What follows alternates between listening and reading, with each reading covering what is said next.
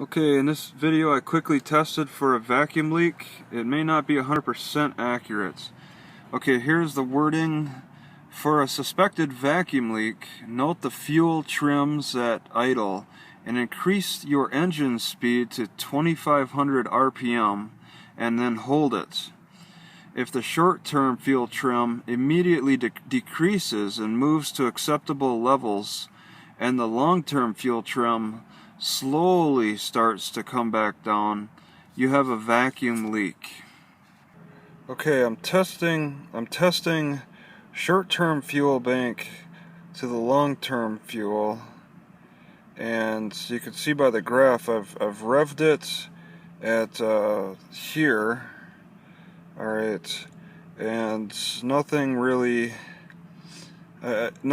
went crazy on short term. Okay, it didn't dramatically drop. It's staying pretty key.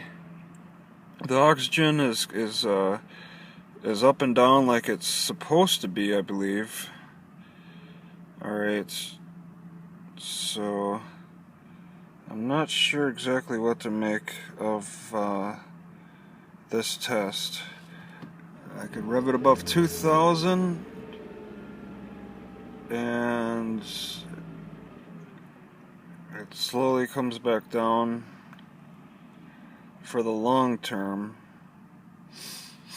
Okay.